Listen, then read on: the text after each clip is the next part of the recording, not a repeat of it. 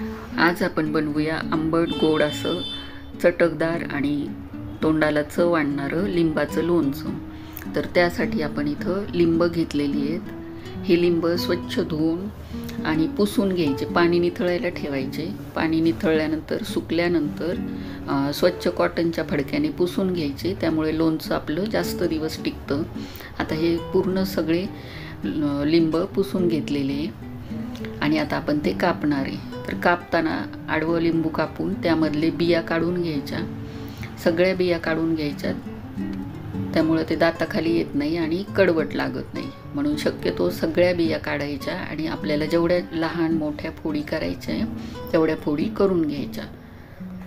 सगळ्या लिंबाच्या चौकोनी चौकोनी फोडी आता आपण करून घेऊ।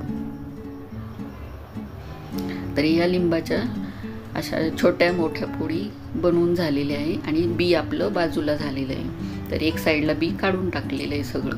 त्यानंतर त्यामध्ये अर्धी वाटी मीठ टाकायचं, अर्धी वाटी लाल तिखट, हे बेडगी मिरचीचं तिखट आहे, 1 चमचा काश्मीरी लाल मिरचीचं तिखट आणि 1 चमचा जिरे, असं सर्व टाकून हातानेच मिक्स करायचं, त्यामुळे एकदम छान फोडींना सगळ्या वस्तू लागतात। आता 1 वाटी फुल 1 वाटी भरून साखर टाकलेली आहे, त्यामुळे आपलं लोणचं आंबट गोड तिखट असं सगळ्या पद्धतीचं तयार होतं। आणि 1 वाटी गूळ टाकलेला आहे। गूळ थोडासा बारीक करायचा, किसायचा किंवा बारीक करून घ्यायचा आणि हातानेच सर्व लिंबाच्या फोडींना लावून घ्यायचा। तर आता हे सगळं मिश्रण एकदम मिक्स करून घ्यायचं सगळं आणि झाकण ठेवून 1 तासभर ठेवून द्यायचं।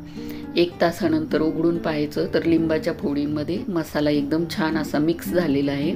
आणि त्यानंतर 3-4 लिंब बाजूला ठेवून त्याच्याही फोडी करायच्या आणि त्याच्याही बिया काढायच्या आणि त्याचा रस पिळायचा। तर 3-4 आपल्याला 4-5 लिंबांचा पिळला तरी पण चालेल।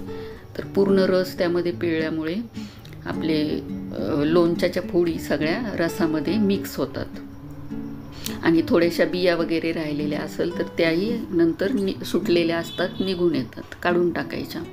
आणि हे लोणचं स्वच्छ काचेच्या बरणीमध्ये भरून ठेवायचं आणि झाकणी पॅक लावायचं। तर हे लोणचं 15 दिवसामध्ये एकदम छान मुरतं। तर आता हे रोज आपण असं थोडंसं हलवून घ्यायचं ते लोणचं। तर बिया मुरल्यामुळे हे लोणचं आपलं आता 15 दिवसानंतर खाण्यासाठी तयार झालेलं आहे। कधी 10 दिवसातही मुरतं, लिंबांवर असतं। आणि आता हे मस्त साखरेचं आणि मिठाचं पाणी लिंबाला सुटलेलं आहे। तर आणखी महिनाभरामध्ये हे लोणचं खूप छान मुरलेलं असतं। 15 दिवसात मुरतं, पण जास्त जुनं झालं की आणखी चवदार लागतं। तर तयार आहे आपलं लिंबाचं आंबट गोड असं चटकदार लोणचं।